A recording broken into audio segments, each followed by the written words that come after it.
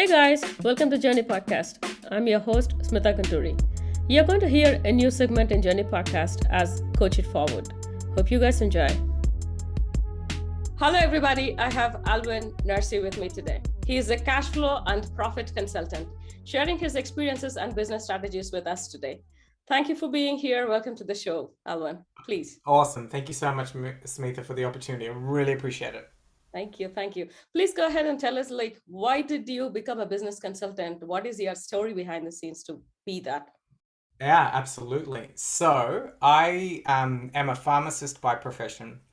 I spent, after I graduated from uni, I traveled a little bit and I bought into my first pharmacy business when I was 27 or 28 years old, so 26 years old. So for the past 15 or 16 years, I have been buying and selling and building up pharmacy-based businesses in Melbourne, Australia. I think I've done bought and sold, I think four to five now, I think. Anyway, um, so that's been my background. And so with running businesses, my dad was in business. A lot of my family were in business, and when I was running my business, I saw how they were running their businesses, and they were always in there working in it. I'm Indian, and the Indian mentality is try not to hire anyone, do all the work yourself. I can see you laughing. And I saw that, and I'm really big on adventure, and travel and freedom is one of my big core values. And so when I got into business, I wanted to make sure that I don't go into that same trap, that I wasn't bound to my business. So I had always, from the beginning, looked at utilizing coaches and consultants and mentors to help me achieve this dream. I had read The E-Myth by Michael Gerber way back in the day. A lot of business owners have read that.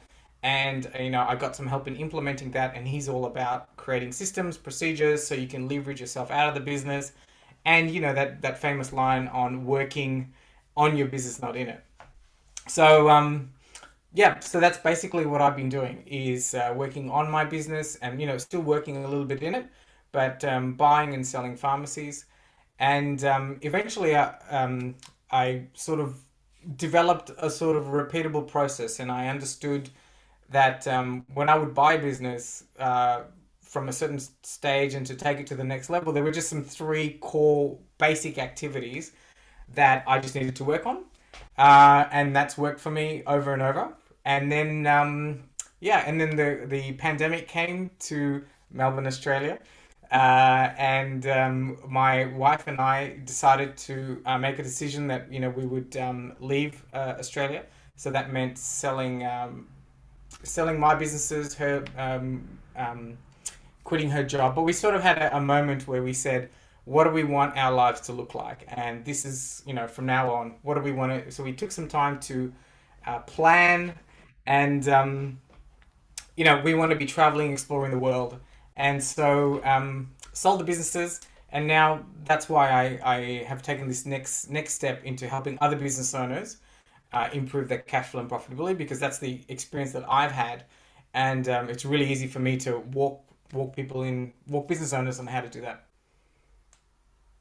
You mentioned that you changed your profession at 26 years. How hard? I mean, usually guys tend to settle down by then. You having to change your profession entirely. What was that experience like that at that time? And how was your family to that idea? Yeah, so I mean, when I say I got into business when I was 26 or 27, and I've just changed, in the past year or so.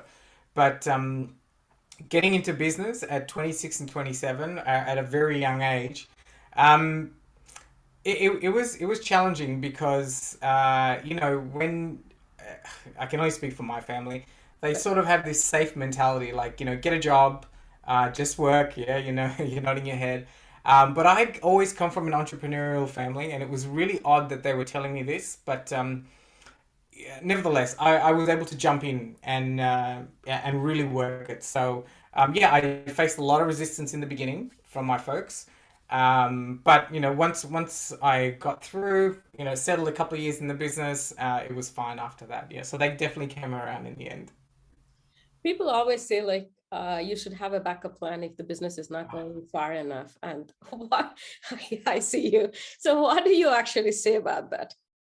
It's really interesting. I think I don't know if you have a backup plan, it almost feels like you've got an out. And so for me, like in the next stage of my like, I want to make sure I'm going all in and really because I know what I want, I know what it takes to get there, and I'm just going to go all in and make it happen. So no backup plans for me. So, before 26, when you started doing this, was there anything else that you were doing like to earn by yourself? I was just an employee pharmacist, so I was just a normal clinician pharmacist working in businesses. I graduated when I was 22, traveled the world a little bit, but came back and um, just worked around a little bit. There was one defining moment that took me from being an employee to wanting to own business. Is that what you're driving at? Yes, please. Fantastic. Okay. So when I was 23 or 24, I was traveling in Laos. Long story short, I got hit by a truck, lost my elbow. I was traveling for a year at that time. And after I got hit by the truck, I was sort of in and out of consciousness, and I had this existential moment of like, what am I doing with my life? I'm just mucking around, working. But that whole event, taking 6 months off work, recovering, was the impetus for me to sort of move forward and really get my get my tush into gear and really get into business. So that for me was a big moment in my career, in my life, actually. Changing a career, like you were safe and sound, getting a salary per month. From that Yes. to jumping into entrepreneurship, where you are doing your business, where you might have a confidence that it is going to be successful, but you don't know whether it is going to be really successful or not in the future. Having that pivotal moment to shift everything there, what were the questions that you had for yourself, and how did your family take for that? Yeah, okay. So the questions are the big one, and I think it's definitely because of my age, is am I good enough? Right? Can I really do this? Um, and that was, I guess, at that young age, that's the reason probably why my family back then were a little bit apprehensive towards me getting into business. But I was able to work that through really, really quickly. I tend to jump into things and make it happen if I'm really have a lot of conviction about it. And I studied a little bit of NLP, and I all I need to do is look around me and look at what other people around me have done. My grandfather, all people around me building businesses, anybody else I would meet, and there's a framework that if they can do it, there is no reason why I can't do it if I just apply myself, learn the skills, and actually get into it. So a little bit of apprehension in the beginning, but yeah, just get in there, do it. You're one of our conversation. You mentioned like try doing everything by ourselves. Why do Yes. you think everybody wanted to do that? I mean, most of the people wanted to control everything by themselves. How can they come out of it? And what are the avenues that they think they have to look for? Yeah. So I think that mindset is really challenging, especially if you have that family and the background of doing everything yourself. I'm not sure where it came from in my family. I think it's perhaps some part of control, some part of perhaps having bad experiences. But it was really easy for me to transition out because I saw how hard my dad was working in his business, and I just had my values are travel, adventure, freedom, lifestyle. So these are all the things that I want. And I was told that if you have a business, you can do these things if you set everything up right. And that's what I really worked hard in transitioning from day to day to working on the business. Leaving Australia, I mean, you were working for a business and you were striving for it, you struggled for it, you built the entire thing. And Yeah. just leaving everything out and just walking away from it, how does that experience go? Oh, okay. Yeah. So this next chapter in my life, absolutely. How did it go? I mean, it's at the same time it's super exciting to midway, when you're about 40, 41 years old, to sort of sit down with with your wife or that special other, and just you have the opportunity now to really look at life and say, okay, where do we want to go now? and what do we want to create, experience, live by. So for my wife and I, that was the overarching theme of why we left. And how did in the beginning it's a little bit tricky because I had to sell my businesses. She had to quit her job. We had to sell everything, put everything in storage, and that kind of thing. But we're both really good planners, and we've sort of mapped out our next 10 years, and we just went for it. Wow. Wow. Yeah. Hearing that itself is like so scary, to be honest. Like, yeah, you're just saying as if it is nothing, like, yes, just we went for it. Yeah, it's really interesting. I talked to, in fact, I was having a conversation with a couple today. Yeah, to a lot of people, it seems really scary. Why does it not seem scary to us? That's really interesting.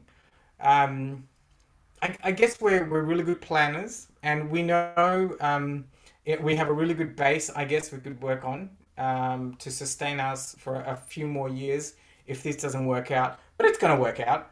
We're going to make it happen. So yeah, I guess it's just a conviction based on our previous um, business adventures, in my case, and her and my wife's corporate career. So yeah, there's and a lot of people have done it, so we can do it.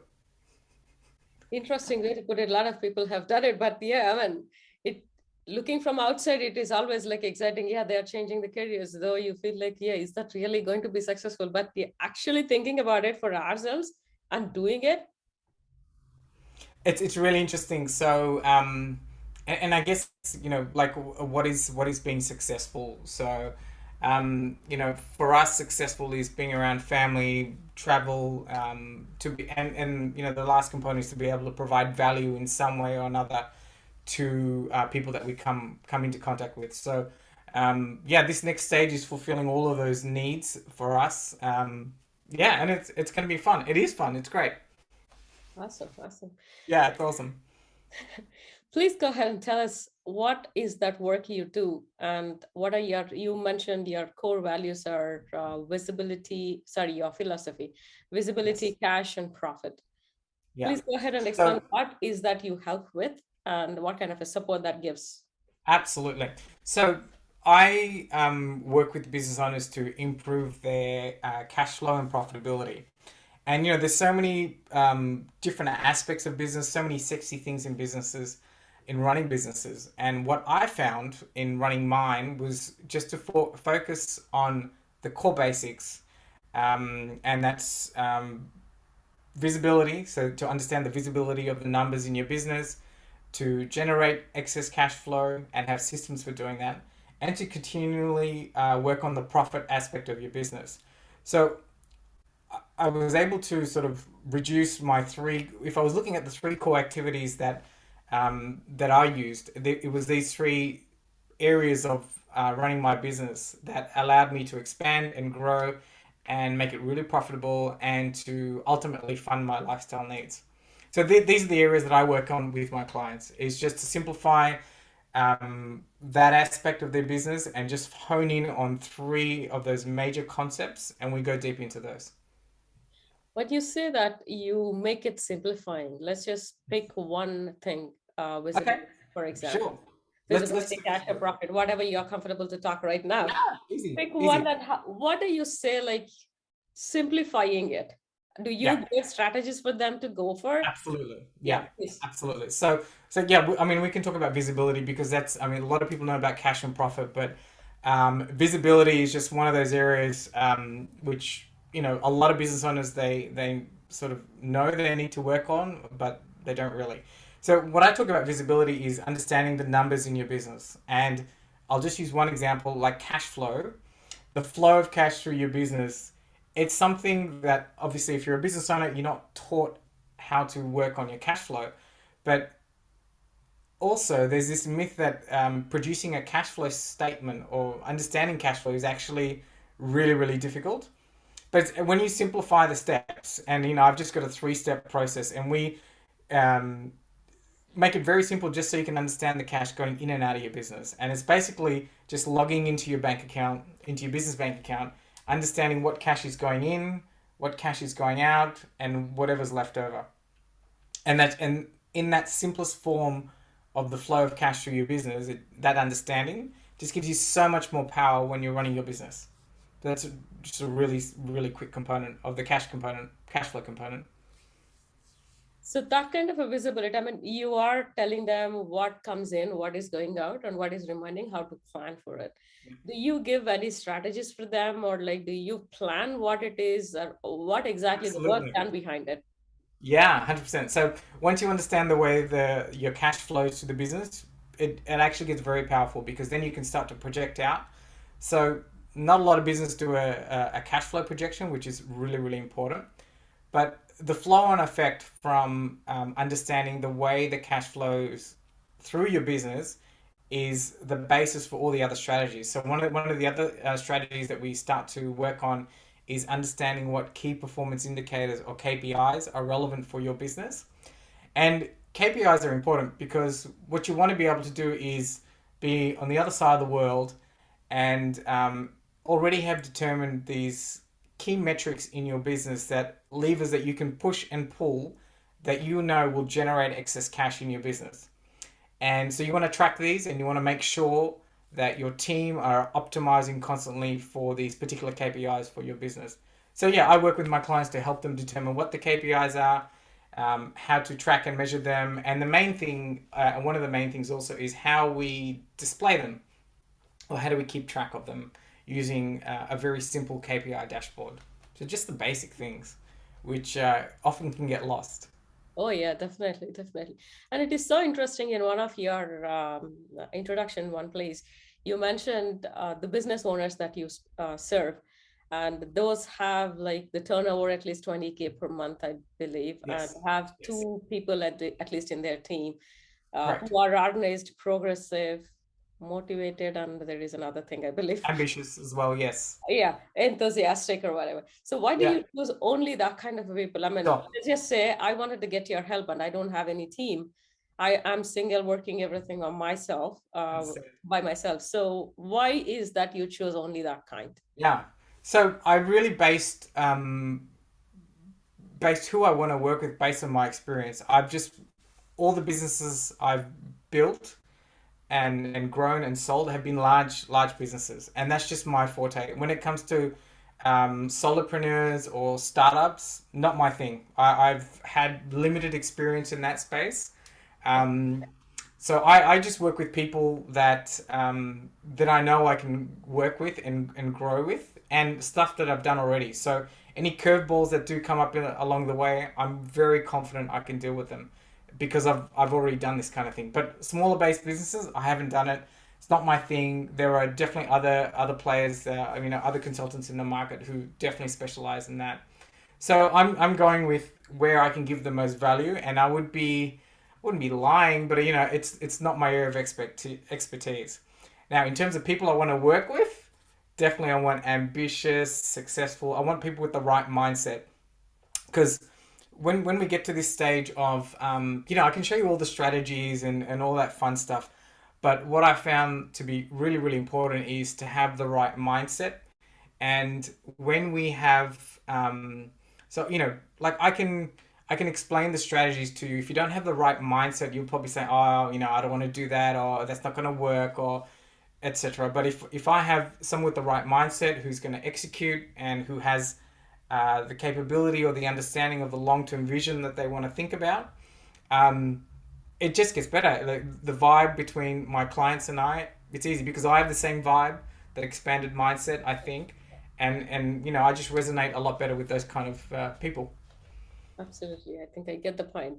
And and at one place I think you mentioned expense reduction systems. Yeah, What is that exactly, Carlos? Let's just say I'm having a business. I'm just like giving a lame scenarios because I don't know anything about what you do or like how you can help. sure. So if you are going to help me when you are talking about expense reduction systems, I already see like, yes, these are all the expenses that I have to have. If not, I'm not going anywhere. How do you actually tell me like, yeah, you have to really see what it is you should Absolutely. you're Yeah. doing more. Yeah. Yeah, you're going to be so surprised. It's so simple. It's so simple that a lot of business owners maybe start doing it, and this certainly happened to me. We start, but we don't follow through. So expense reduction is basically just looking at your profit and loss statement, just looking at one supplier or provider at a time. And I like to do it on a weekly basis. We just go through one supplier a week and we just talk to them and see if we can reduce some of our expenses. So if we have a phone company that we're dealing with, we know that week we're going to ring them up and try and renegotiate a better deal or go to the market and get a better deal. Even if we get a 1% saving in that, which is great in the cost.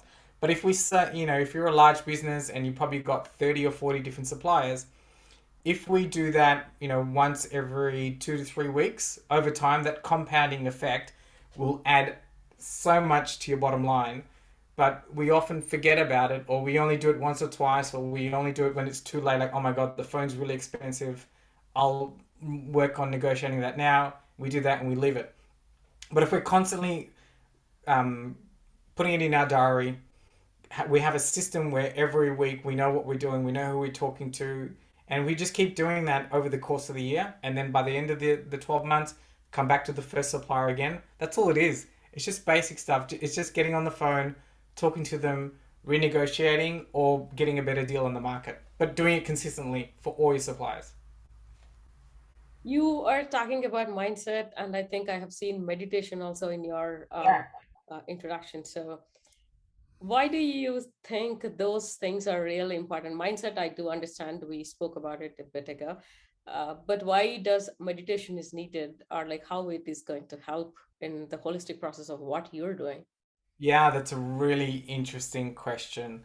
Well, I can only look at the way meditation has helped me. And I think one of the main things, it helps with being present. Um, and so my meditation practice and helps me be a lot calmer. And I think if you've got a stable mind, especially when you're running businesses, you're not going to be you're not going to be pulled around a lot trying to find different strategies and be totally messy in your business. But when it comes to making decisions, you're going to be a lot clearer, a lot focused. You can actually breathe and breathe out, and then really think about problems and situations and also opportunities. Not quickly, but with a clear mind. So I practice Vipassana, which has been really useful for me. But there's so many different types of meditation. But I think it's that mindfulness aspect that can help you just to be a little bit more present. And in one of the other places you mentioned, you can also talk about creating systems and procedures. Yeah, yeah. What kind of a systems and what kind of a procedures are you talking about? Anything. So one of everything. So what I'm really good at, because I'm all about systems and procedures and leveraging you, the business owner, out of it. So anything that involves sucking you, the business owner's time out of it. One of the quick things that we do is we do a time audit with my clients and figure out where are the areas that are sucking them into their business. But for an example, really easy again. If there's a process that you're doing in your business that only you can do, I don't know. For instance, let's just use an example like doing the ordering for stock in the shop. So we can easily outsource this, and we just do a time audit, and it's as simple as listing all the steps that you need to take to do an order, which a lot of business owners find really difficult, but we can just break it down into simple steps, and then from there we can just look at simplifying those steps, and then making sure that we can then outsource it to somebody else on our team. It's just the basics. You are saying it basics for the person who is actually doing it. It is everything at that moment. Exactly right, exactly right. But so yeah, so I work with my clients, and we just sit down and simplify the process, and then hand it off to somebody else, and then we constantly optimize that process. So, you may not get it right initially, but you got to start. And what I see also business owners doing is, we don't have to be perfect the first time. We just create a version 1.0, do it, run with it. There's going to be kinks that we can iron out in the system, and then yeah, and then it just slowly becomes a self-optimizing system. Something related to the mindset perspective. Mm, Have you ever had any self-doubt on yourself thinking, will this really work? Am I going to be successful in this? absolutely.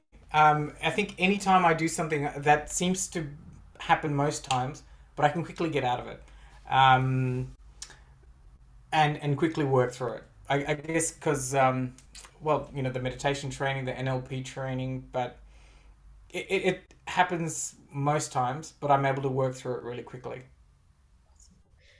Yeah. In that line, is there any lowest point, lowest moments in your life where you would like, I don't think I can do this anymore, or like this is the rock bottom that I can hit? Absolutely.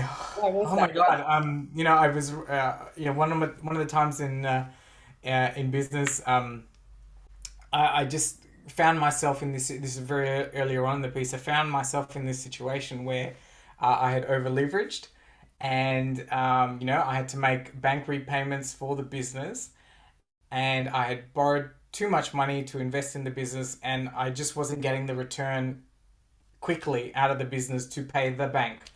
And that was very very hairy for me, and trying to juggle all the money to make sure I pay suppliers and the bank. It was super super stressful, and there were lots of moments where I'm like, oh God, can I even do this? Can I pull this off? Absolutely, yeah, we were able to in the end. But yeah, it was very challenging. What kind of a mindset would you have at the time, having a self-doubt, scary moment at one side, and the other side, you yourself tell to yourself, like, yes, I can do this, I'm able to, I will be moving forward no matter what. Yeah, Having those two mindsets in the same time talking to you, I can say like having those two voices talking to you at the same time. totally. How do you actually feel that? Yeah, To well, you handle it? have a scarcity mindset, and then you also know that you need to turn it around. So, um, you just start off with days and moments of absolute non-clarity because you're too busy putting out fires and trying to make the whole thing work. Um, but really, I've always had support. I've always had coaches and mentors to help me through it. And sometimes it's just a really quick conversation with somebody, just to hear out the ideas and to give you that little bit of reassurance that you're on the right path and you can pull it all together. And just a little pat on the bottom, and then somebody sound it out, and then that always helps me along my way. What was your satisfactory moments like? Helping a Satisfied. client, yes, they are successful in their business. That is satisfying because that's your job. That's why Yeah. you got into that. Uh-huh. But for you to take a breath and as a personal moment, what was it like? What kind of a moments do you think? So what kind of moments do I think are important to me, or Fully satisfying for you? apart from helping clients? Helping clients is always there, of course. I Yeah, answered that. So apart from yeah, that, is there anything else like, yes, this is the most satisfying moment for me? yeah. I think for me, it's when I'm creating, and when I'm learning, and exploring. So those are all very satisfying moments for me. I used to paint. Painting was always the creative process was always excellent, and just took me to some amazing places in my mind. And also the challenge of constantly learning. I'm trying to learn German at the moment, which is a lot of fun. But being in that creative process and learning process, yeah, it almost and travel, that always makes me happy. As long as I'm constantly learning and growing and experiencing new things, definitely. And in your bio, you gave, you were running or something before we started Yeah, recording. You said you are going to talk about it, please. yeah, right. So I used to be very heavy, very large boy, and very late in my 30s, mid 30s or so, I made the decision to lose weight and really look after my health. Part of that journey was the discovery that I actually enjoyed running. Like who would have thought running? The idea of running to me, in the old version of myself, was just absolute disaster. And so once I started getting the confidence from losing weight and getting healthy, I actually discovered trail running, which is running in the mountains and not running on the road, running in the mountains and the trails around Melbourne. So And then from there, I guess just because of the nature of what I am, it made sense to me to start training for particular events and to start to, test myself. So then I started running competitions and trail running competitions and went to some great places, ran some amazing mountains. I think the longest distance I ran for was about 50 kilometers, and that was a whole day event in the mountains and, wearing a pack and carrying your food and stuff. Yeah, that was really good fun. Again, that adventure thing. How many pounds or kgs that you have decreased with that, finding yourself in that journey? Yeah, so I think I lost over 15 kilos from that time. So yeah, and uh, the running was a small part of it. It was only once I lost a bit of the weight that I got the confidence to run and continually to work on my body. Yeah, People, though, have ambitions, as I was asking before about the scary moments, though they have ambitions, or like, yeah, they think they have plans, but they still are scared to start it, or even to pursue through their journey, or to see the vision. They might have like, yes, I wanted to reach here, but to follow through, they'll be having like a lot of self-doubt questions, and they're so scared. For that kind of people, if they come to you, what would be your advice to start with? yeah, okay. I think I always start with a why. Trying to understand what is it that you're creating, what is it that you want, what sort of impact will it have, what sort of value that'll bring for you in your life. And, just like for me, I know when I fully understand what I'm working towards and what kind of impact will it have and how it'll provide for my values and dreams, it just makes that journey a little bit easier because every time you work towards that goal and you might hit a stumbling block and then you might sort of want to give up, but then you just sort of, I like to think you brought back to the why. Why am I doing this? And hopefully that can propel you to the next stage. And then you have your next doubt and you fall back onto your why again and you keep going and until you're happy. This is not sound this is not to sound anything rude, but normally asking, like, if there are a lot of coaches that we see around today, Yeah, it's they a big can thing. name themselves in n number of ways. Yes, if people ask like, yeah, why do they need to choose you? What is that Yeah, you are getting different onto the table compared to the other people? yeah. So if you have to answer why you, what would you do? Yeah, absolutely. Because I've actually done it. So I've actually bought and sold uh, 5 or 6 multi-million dollar businesses. I've been at the stage where I've sort of been at a cash crunch and over leveraged and almost gone out of business and I've recovered. And I've also always had mentors and coaches helping me along the way. And so basically what you're going through, what a business owner is going through, I can relate really, really well because chances are I've already gone through Chances it. are you have already gone through. Good to know. Okay. Yeah, I think if I'm talking to my business owners, I think we overcomplicate things, and I don't think so. We spend enough time on understanding why we're doing things.